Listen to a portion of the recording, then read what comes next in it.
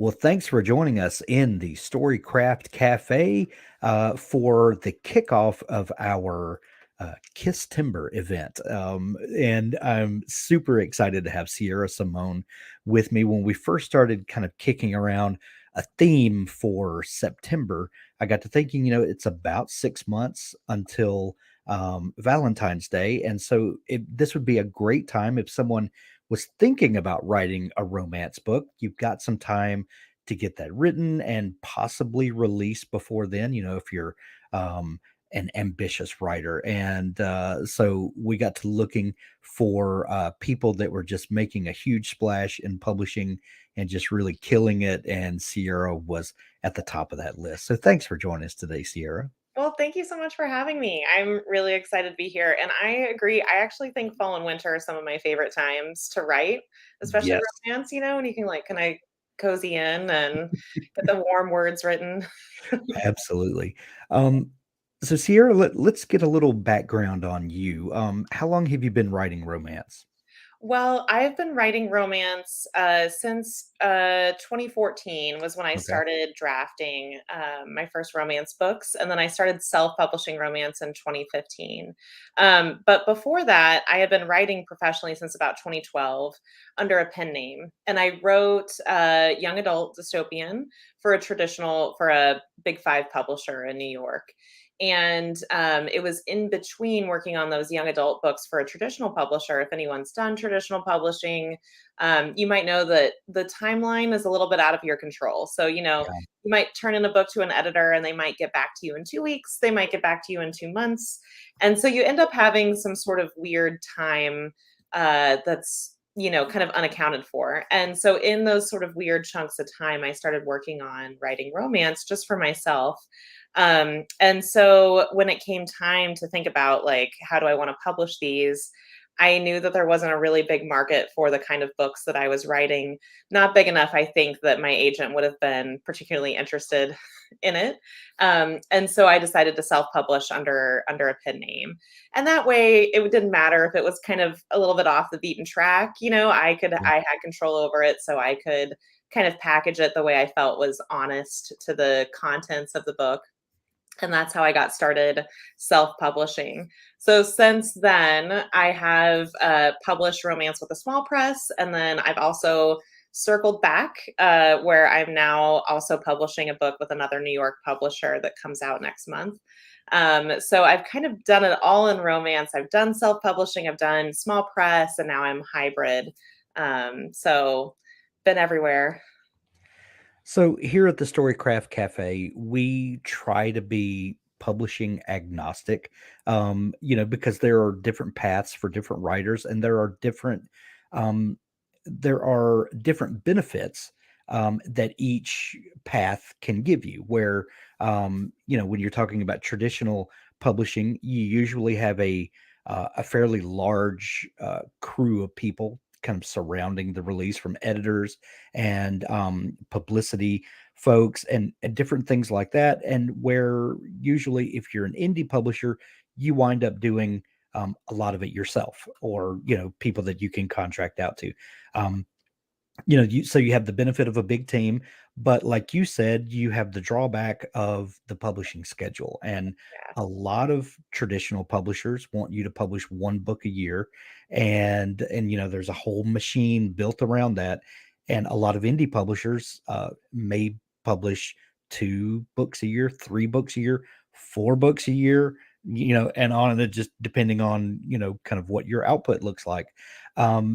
You said that the genre you were writing and publishing in um, didn't have a big audience. What would you elaborate on that? What was it, if you want to talk about it, and how did you know, kind of how did you learn what the audience reach for each subgenre would be?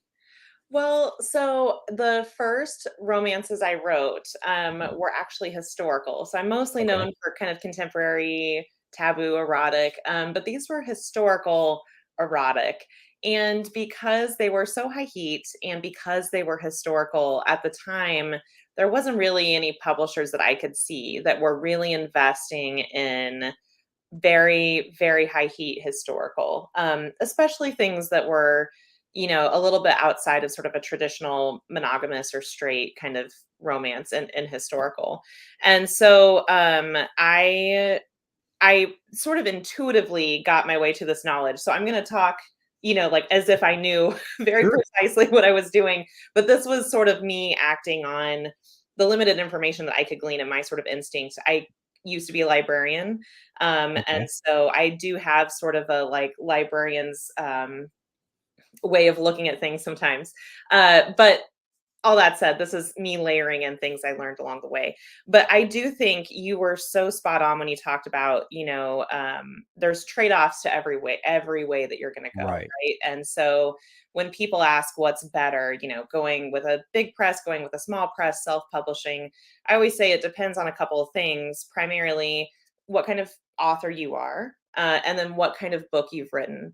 And so the kind of book you've written might change the answer, because even though you might be an author who values things like control or having a lot of levers to pull, if you have a book that's going to benefit from the big New York machine, then there's a lot of wisdom in going with a big publisher, right? Because Right. they have a whole apparatus designed to sell books that are familiar to them. And if you have a book that fits in that box, then there's a lot of like, ticks in the plus column. But if you've written a book, like a historical erotic book, that they don't have an apparatus for, well, a lot of those tick marks sort of shrink, right? And one of the things that I think is important when we think about a big apparatus like publishing is that they're very effective in reaching very big, accessible groups of people. So they're very effective at reaching the readers who buy 2 mysteries a month. They're very effective at reaching book club readers. They're very effective at selling romances with illustrated covers, right? So, like, they Mhm. can reach these big demographics, but when it comes to more niche readerships that are not going to fit into the apparatus that they already have, unless they believe in your book so much that they're willing to build a new machine to get it out into the world, Right. that book is probably going to fall through the cracks with them too. Like, they're probably not going to reach your readers. And so for me, what I see with self-publishing when you're writing more of a niche book is that, yes, maybe you lose the reach of that apparatus, but maybe that apparatus was not going to reach very far for your work anyway. And so at least when you are indie publishing, you can make an honest package that's honest to the contents of the book. So Right. right now in romance, for example, we're seeing a lot of illustrated covers. Those illustrated covers are going on books that maybe don't feel like illustrated cover books, right? Like, they might be really high heat, or they might be a little bit more serious or a little bit more emotional. But publishers are they feel really good about that package. And so they're putting that package on books that maybe don't entirely match it. Well, when you self publish, you can say, no, I really think that this needs to be the package for the book. And then, of course, the great thing is that you can pivot too. So you can say, okay, I tried this cover. It's not tapping into what I need to tap into. So I can I have the power to recover myself and choose a new cover, choose a new blurb, choose new categories. Maybe break it into chunks so that it's a smaller book and that reaches that serial reading audience. And so, with like finding a niche audience like historical erotica, I was able to pick covers that I knew would signal its historical setting, while also conveying a pretty, like, sort of sexy feel, right? Like, I Yeah. didn't have to uh, worry about it matching the other books in the line. I could make it be what it was. And so bit by bit, I mean, I think it takes a little bit longer when you're indie. I think sometimes it takes a little while to find your readers, but I did within half a year, I'd say. I found they were small, but they were dedicated to that kind of writing. Which is one of the reasons why I tell authors, if you can, sometimes it takes a while for us to sort of find our organic storytelling brand. But if you can write the same sort of book, not to a formula necessarily, but if they have the same promise that you're making to a readers, if you can do that for a few books in a row, you're really setting yourself up for success. because then they know, okay, if I pick up a Sierra Simone book, I can expect blank. And if you have that existing promise that you're making to readers, it becomes so much easier to build that brand, to build that destination, and make it easy for those readers to then refer your books on to other people, which is, of course, the goal. It's like the best way to market a book is by word of mouth. Absolutely.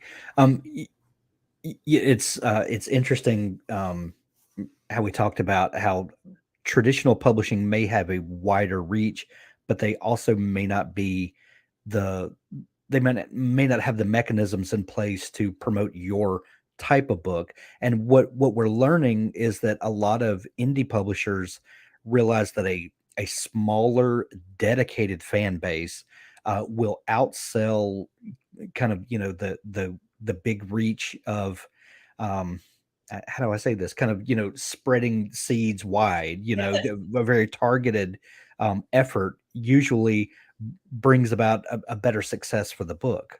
Absolutely. I think, I kind of, this is like a very belabored metaphor, but sometimes I sort of think about this industry like a forest, right? Like there's Yeah. still as many trees. The trees are all different in their own way and they're all great. Like they all do different stuff, but no tree is better than another. They're just different.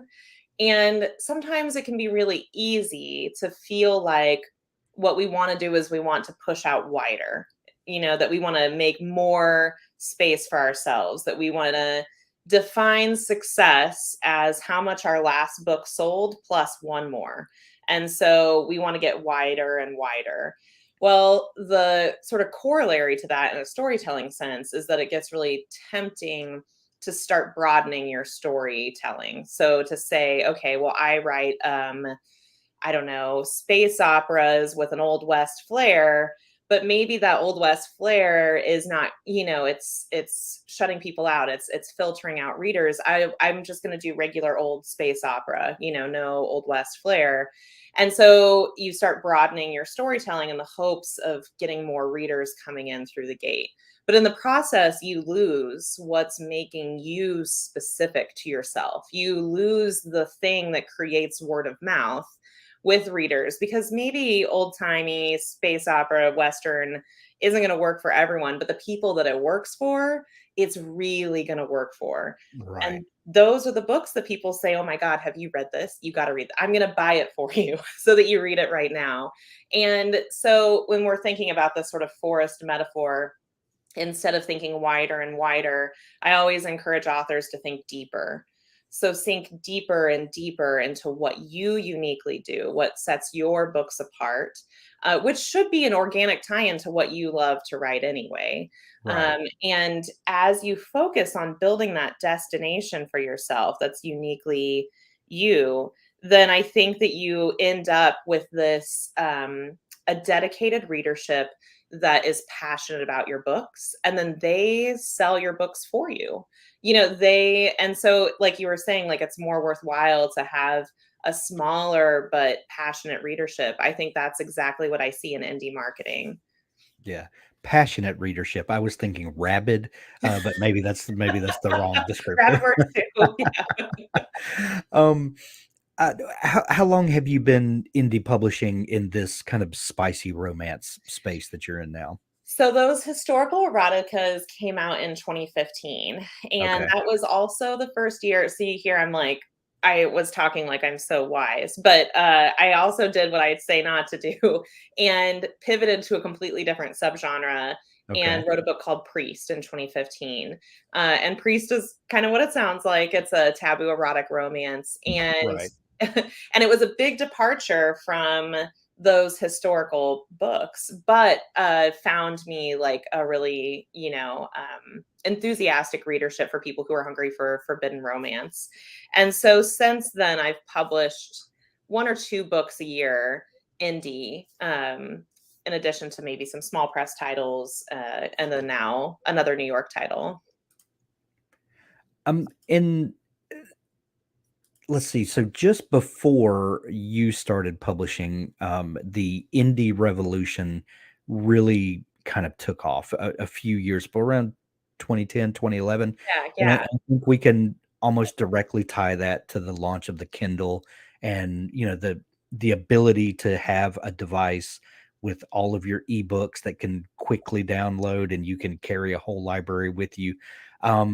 Which then Amazon launched their platform for publishing, which kind of opened up all the possibilities for indie publishers, and things skyrocketed from there. Um, when you were first writing for your traditional publisher, and you said it wasn't quite a fit for you, they weren't prepared to promote and to market those kinds of books. Do you feel like that indie publishing allowed for a wider niche availability of books? Do you feel like that there was finally a place where books like you like to write and read could have a home?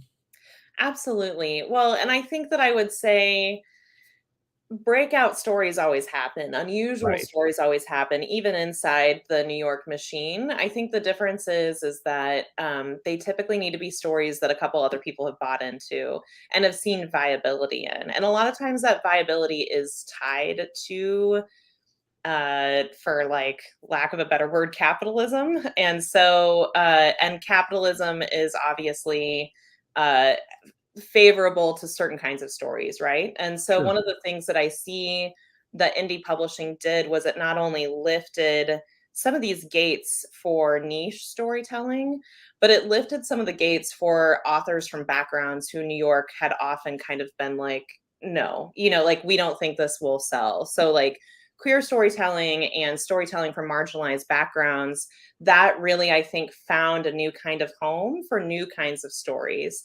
And so instead of, say, a story about someone with, like, I have narcolepsy, for example. And if I was going to write like my great American narcolepsy novel, it would have, say in 2002, it would have had to be a book club kind of book. It would have had to be Yeah. serious and issue driven. But with indie publishing, now I feel like, you could write your narcolepsy story and it's in space, or it's a narcolepsy fantasy story, or it's a sexy narcolepsy story. I don't know what that would look like, but I've tried to do it a few times. So, so the An idea, idea for somebody out there. exactly. Somebody scribbling that down. We're gonna start working on that this weekend.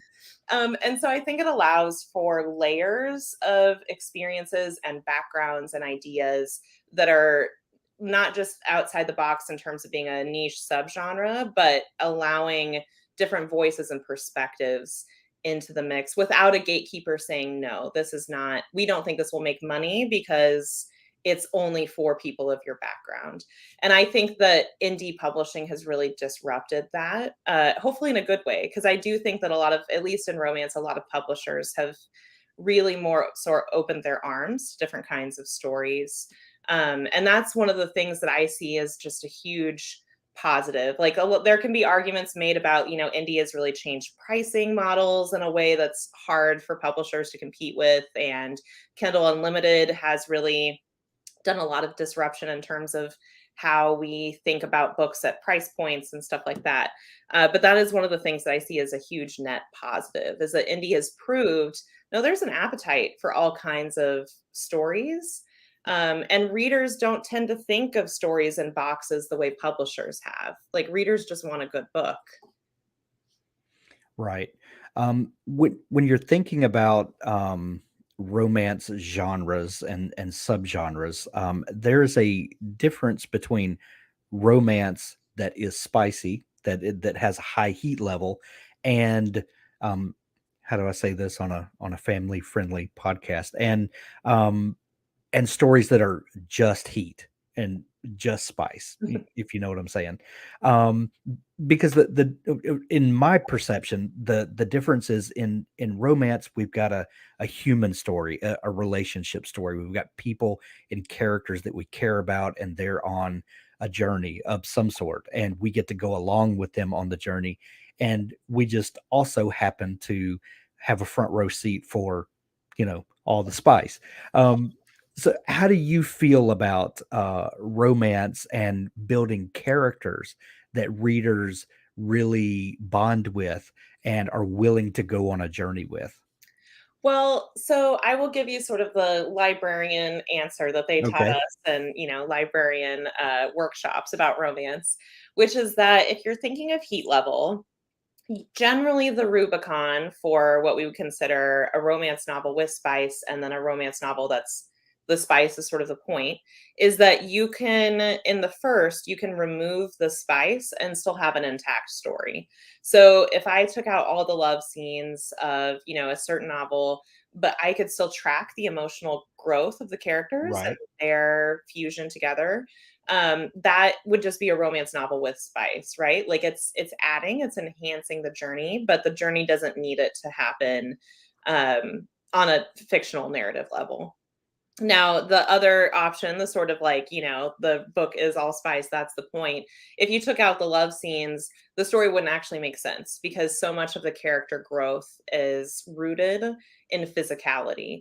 And their physical moments together is actually the engine that drives the story together. I've heard some people kind of that librarian definition is sort of the standard definition, right? That it's the love scenes are what makes the plot move forward in the same way that in a thriller, it is the action scenes that actually move the plot forward. Right. I've seen some people say, no, a more accurate definition is that it's the love scenes that grow the character. So it's the character arc rather than the plot that we see being tied to the love scenes.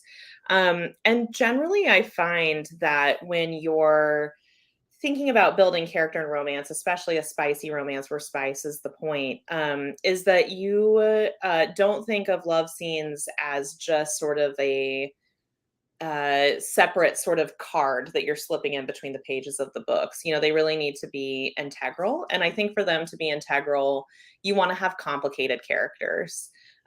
So one of the little tricks I do for myself when I'm creating romance characters is I like to think of two very different things about them that like make no sense in conjunction with each other.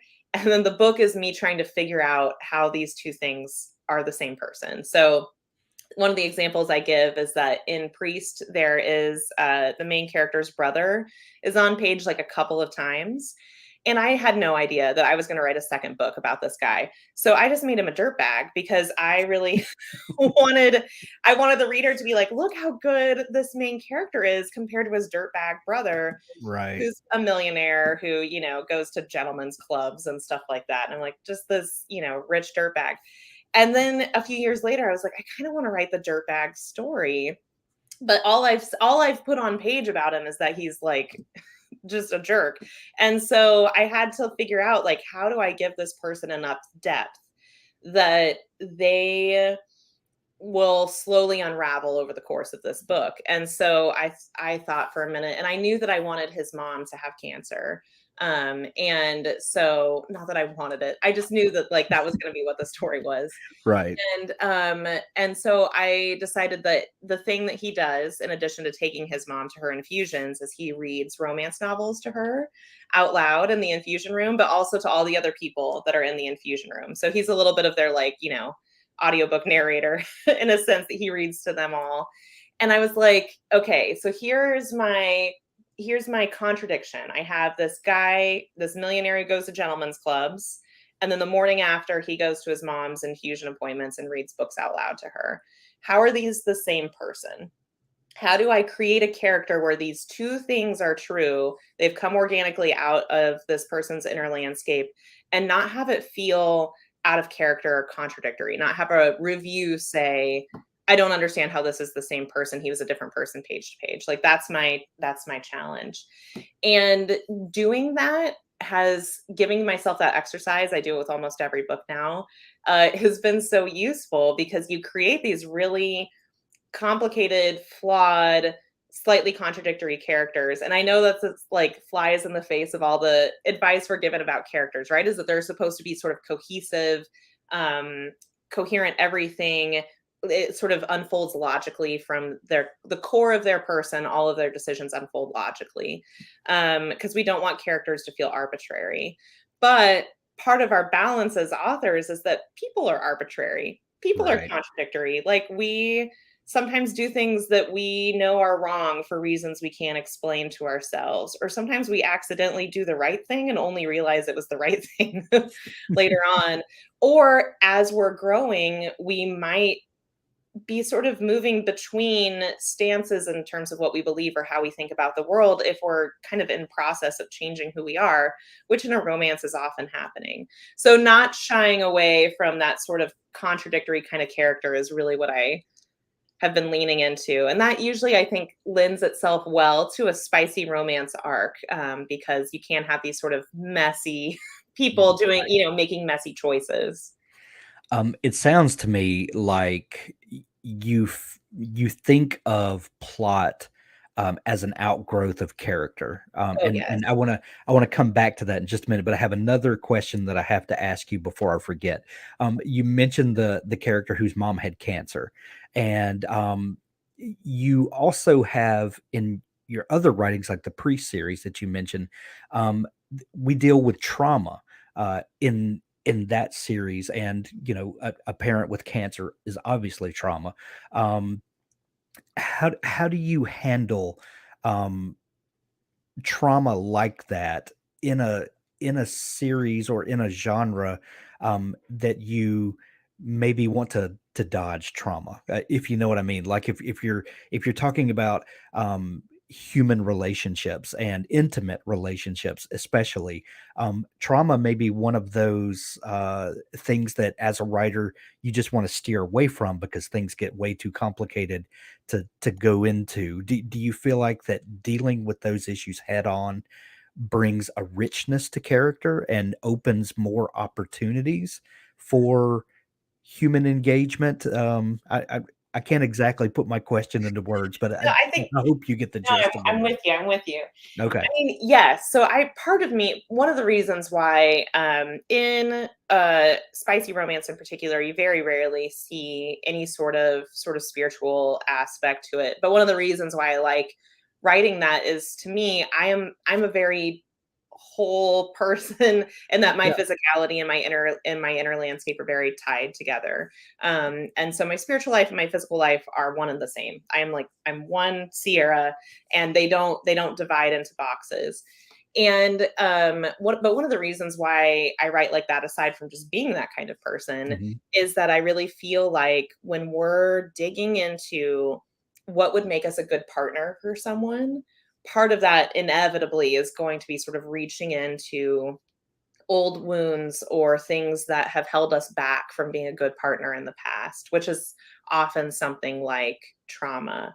But one of the things that I really like about genre fiction, uh, I liked it as a librarian when I was recommending books, I like it as a writer, is that different genres give you the power to heal wounds in really specific ways. So, one of the things that I like about romance in particular is that every romance by definition ends in a happily ever after. And so no matter what kind of hurt we're exploring, or no matter what happens to the characters, no matter what they do to each other over the course of a book, they are going to land in a place of justice and optimism. And so romance is always jumping out of a plane with a parachute, I think, like, because you always know that it's going to be okay, that no matter how hard the fall is, like, you're going to land on your feet, and you're going to land on your feet with happiness, like these characters are.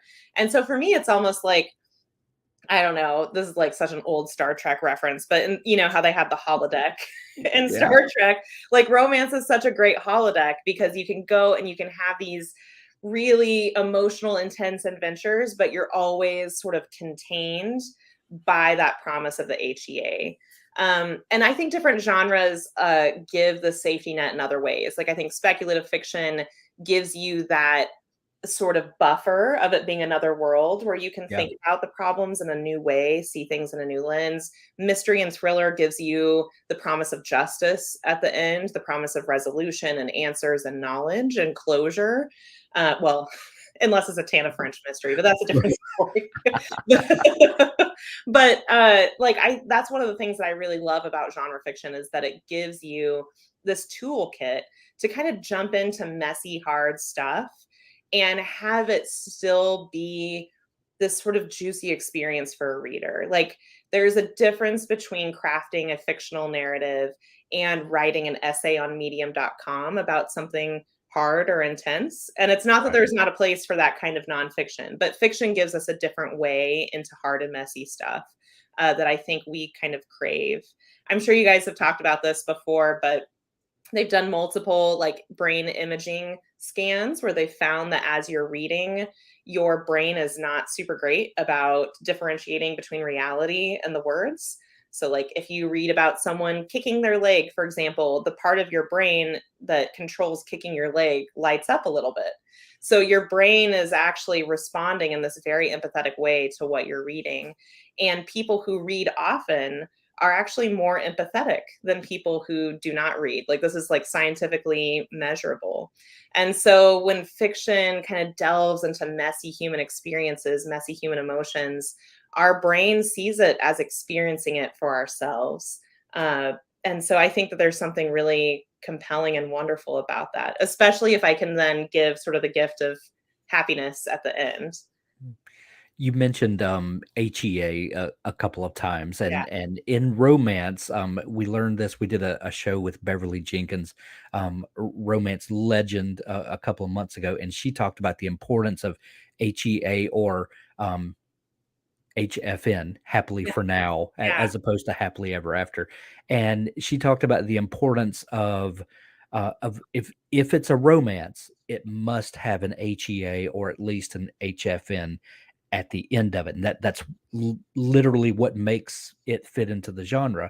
Um, do you have you ever been writing a book and just think, I, I'm just not going to give these characters a happily ever after? Like, are you ever tempted to Literally veer never, away? but I do want to trick my readers into thinking that this is gonna be the one. This is gonna be the one romance book where there's not a happily ever after. So there's usually in a romance, we call this either the dark moment or the low moment or the dark moment of the soul, where everything all seems lost. And most genre fiction has this kind of moment, but in a romance, it's the couple is apart Yeah. and you just don't see any way that they're going to be able to make it work and move forward.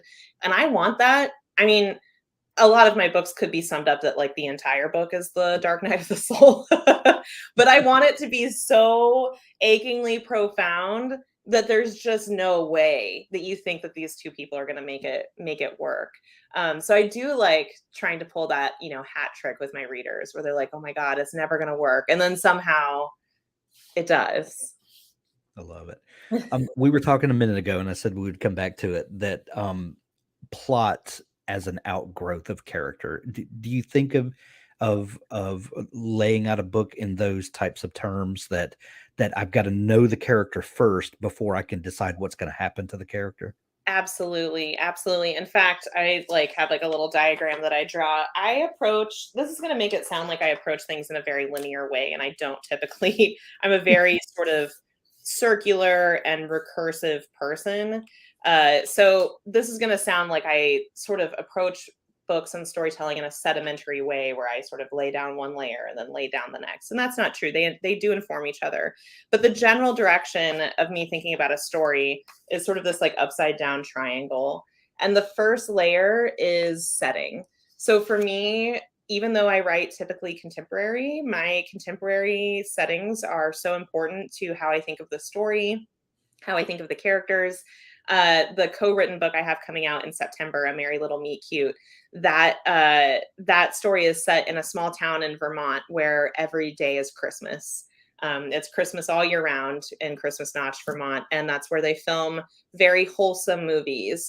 For legal reasons, it's not Hallmark, but it's like Schmalmark in the book. And Yeah. so, having that town as our setting informed what kind of characters we wanted to put in there, because we knew that we wanted to have characters who sort of were natural to that setting, right? So, like, if you have a romance set on like a ranch in Montana, right? Like you probably want a cowboy or a cowgirl there. You have your people who are natural to the setting. But then you want to have unexpected people in your setting too. So what if I plonk a city boy, in the middle of this ranch in Montana?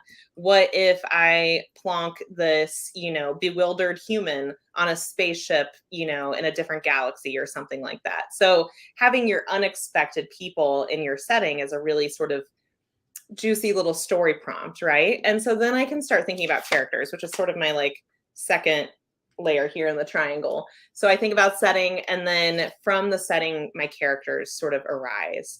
So my last full-length standalone was a book called Saint. It's about a sad monk, and knowing that, you know, that he was going to be in this monastery, and, you know, thinking about moving monasteries, it allowed me to kind of think about who he was now after 5 years of being shaped by monastic life, like how that environment has changed him.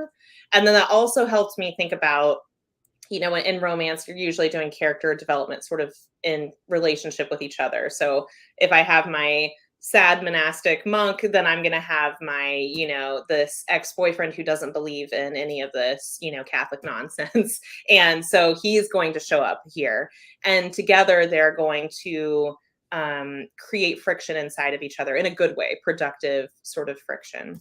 That was like an unintentional euphemism. I didn't mean it to be emotional friction.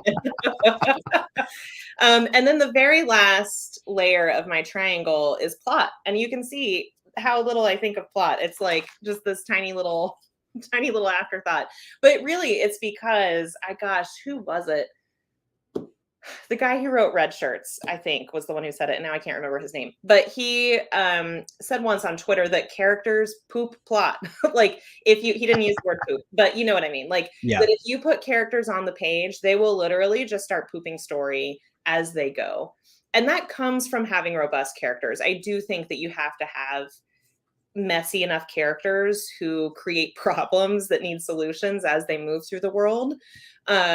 And I use that in a loose narrative sense. I don't mean that every character needs to be a catastrophe, but just in the sense that they're moving through the world changes their environment. They have enough agency that their environment changes as they move through it. And therefore, you know, like consequences arise from that in a narrative way. And so I think that once I have my setting and my characters in place, all I have to do is put my characters on the same page as each other, and the story starts unspooling from there. I usually start with a premise, you know, like the book that's coming out in September, there is someone who is like an OnlyFans star, and she gets accidentally cast in a wholesome Christmas movie. And so Hilarity ensues. yeah. So once we start with that premise and I put them, you know, in my Barbie dream house, I put my Barbies in the Barbie dream house and just start going, they just go from there. And I find I only very loosely have to sort of pen myself to a 3-act structure, which, and I say that like I know what I'm talking about, but 3-act structure is so ingrained in Western storytelling that we all instinctively, I think, move through it. And so I just have to remind myself, okay, around the 30% mark, whatever that is for this project, you know, I want to make sure that we've sort of passed through a doorway where nothing's going to be the same. We've crossed a Rubicon here. And then about 66%, I want to make sure that stuff is starting to hit the fan. And so just having that sort of loose idea in mind helps me write. And so I say, I'm going to tell this joke. I've told it a million times, but some people are pantsers and some people are outliners. And I always say I'm a panty liner because I do a little bit of both. I love that. Where are my Yeah, panties? I have no comment for that. That's fantastic. That's fantastic. Was it John Scalzi who you're trying to think of a minute ago? I think that, yes. Yeah.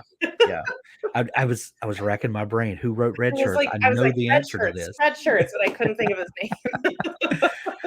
Oh man. Sierra, looking over your catalog of books, it seems to me that one thing that you like to do is to take tropes, maybe tropes is not the right word, but concepts that we're familiar with and turn them on their head and find a new way to tell that story. And your newest release, Sherwood, kind of does that. You know, we're all familiar with Robin Hood, and you kind of flip that around in a number of ways and make something that we are inherently familiar with and bring a whole new story out of it. How do you feel about, you know, taking those types of things and spinning them around? Well, one of the reasons I was drawn to romance away from young adult was that romance is inherently an iterative genre. in the same way that mystery is too, I think, and some thrillers, where you're not expected to reinvent the wheel. No one book is expected to hold the weight of being a brand new, groundbreaking piece of work.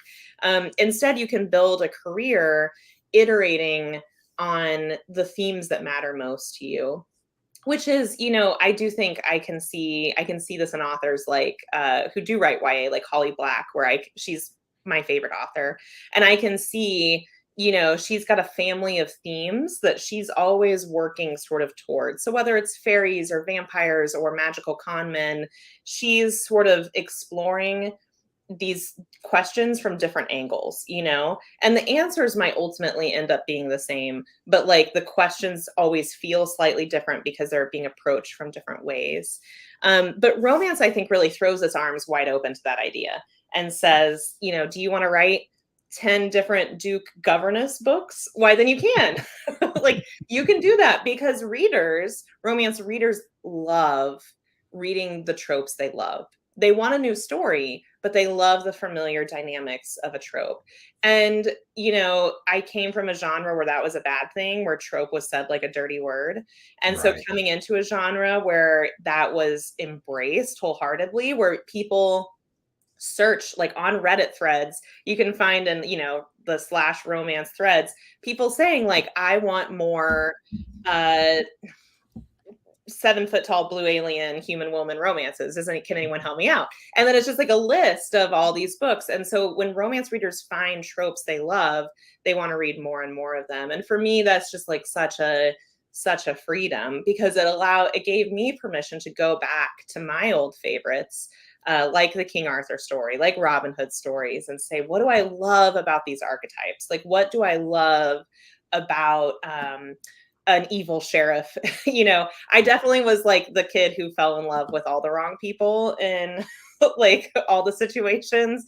And so, if you're the person who's more interested in villains or something, like romance sort of gives you that freedom to say, what is it that I like about villains? Is it this? And then you write a book, and then you're like, oh, but maybe also it's this. And then you write another villain book. And then, and so you can kind of keep exploring. And so I really love having the freedom to go back to my old favorites. I think the New Camelot trilogy and Sherwood are really great examples, and really just dive in to figure out, like, what is it about these archetypes that captured me, that I really loved and wanted to explore. And then how can I also see myself in them? So Sherwood is, contemporary, so is New Camelot, but they're also like very bisexual romances. And so it was a way for me to put myself as a bisexual person into those romances and kind of see my own inner landscape reflected back at me through the narrative. Some people hear the word trope, and hear you describe readers that are looking for certain types of stories. Like you said, the 7 foot tall, blue skinned alien, looking for a human woman, and oh, I want to read all of those. And if they haven't read the genre, um, immediately sort of dismiss it as like the story is just being told in the same way over and over and over again. Can you dispel that misconception? Yeah, well, I would say I think of it in two ways. The first way is that I think limitations are actually generative, which kind of flies in the face of something that we're told about creativity very young, which is that creativity equals imagination equals untrammeled, unfiltered ideation.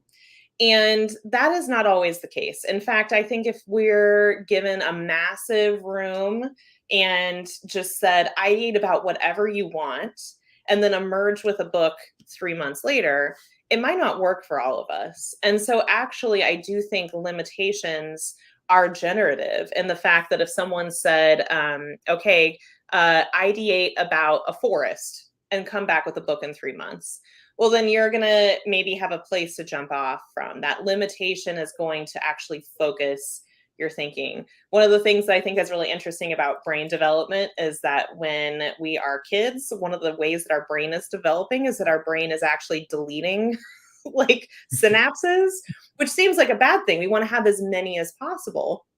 But by having as many as possible, our thinking is actually slower. It's more efficient to have very direct, well used, Sure. neural connections. Makes sense. And so, I mean, which is not to like neuroplasticity is like a whole thing. And like, this Yeah. is not my field of specialty, but to use it as a very rough Right. analogy, Right. I think that limitations are actually good because they give us some focus and allow us to start manifesting. Because if you can write anything, then you can write anything. And the Right. pressure of that is really big. But if you're going to write, like a space opera with an Old West flair, well, then you immediately start thinking about how you might interpret that, how you might translate it.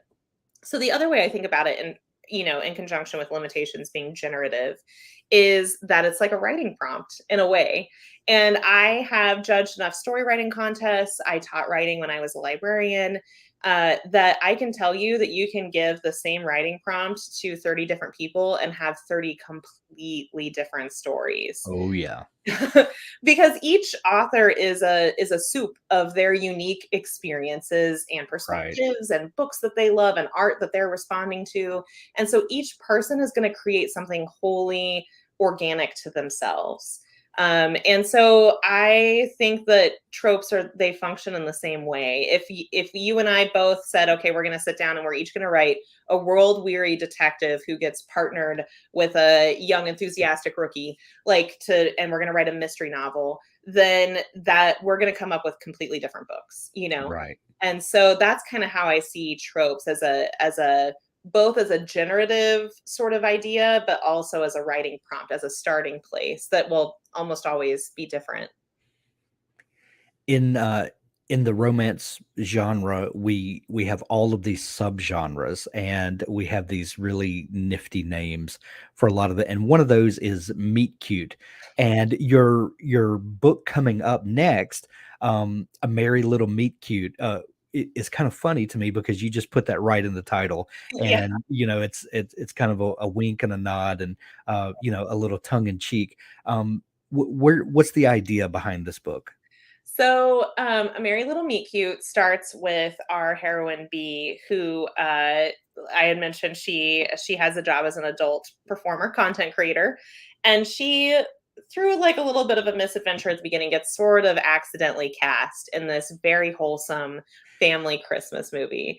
Which Um, is a hilarious setup, by the way. it is pretty funny. My co-author and I actually got the idea for it on a writing retreat. So we go on these writing retreats together, and then every night, if we've written all of our words, we can sit in her bed and eat pie and watch movies. That's like our carrot, at the end of the stick.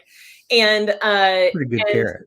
yeah, and then we end up usually having these retreats in winter. So the movies are almost always cheesy Christmas movies. Right. And we were watching them, and I was like, the production quality does not there's not a huge difference in production quality and adult entertainment, I think. They're two sides of the same coin. Touche, And touche. someone could make a lot of money if they just double dipped in both, because they'd probably have, the same kind of like script writers, set designers, costumers. And then we were like, oh my God, what if someone did that? So that's sort of how the idea came to be. But poor B, she makes it to Christmas Notch, Vermont. She has to hide kind of, what she does for her day job, so to speak, her night job, I guess it would be. And her co-star is a washed up member of a boy band, who is just trying to make good. He has a scandal-ridden past, and he's trying to reinvent himself. And so he also has to sort of be very much on the straight and narrow. But it turns out that he is her number one subscriber. And so he recognizes her immediately on set. So he's the only one who knows who she really is. And of course, is her biggest fan. So that is their meet cute, which is meet cute is such a sweet word, but it's a pretty spicy setup. How is co-writing versus standalone writing for you? What are the benefits and the drawbacks, if there are any, to working with a co-author as opposed to all of the books that you've solo authored? So I would say there, like, if you're writing with someone that you know really well, the benefits are infinite. So Julie and I have been best friends since 2014. So we've been critique partnering for each other for as many years. So we know our creative processes inside and out for each other. We've doulaed each other through many books. And so, and we're sort of an old married couple. You know, we've already had sort of our, like, this is how we learn how to fight, and this is how we learn how to communicate. This is how we learn how to have hard conversations. And so we didn't have to learn how to do any of that while we were writing a book, which I think is one thing that co-writers have to navigate if their relationship is newer or younger, is how do we disagree and still be friends. That's an important aspect. It really is.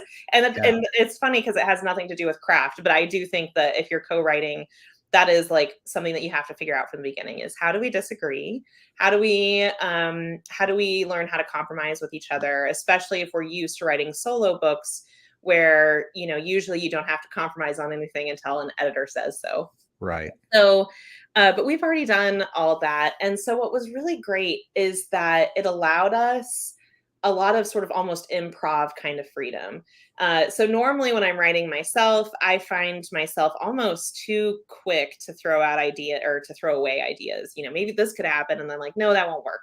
Oh, maybe this could happen. No, that won't work. And I get really sort of hard on myself. But when you're in sort of an improv space with someone, it becomes easier and easier to start saying yes and so that's how we ended up with a time traveling you know, Schmalmark movie with a boy band member and an adult content creator, is because we just kept saying yes and to each other. What if this? And what if this? And what if the costume designer is, you know, basically David Rose from Schitt's Creek? Okay, and then what if this? And so we just kept going, and that sort of ideation, I think, is sometimes easier with another person.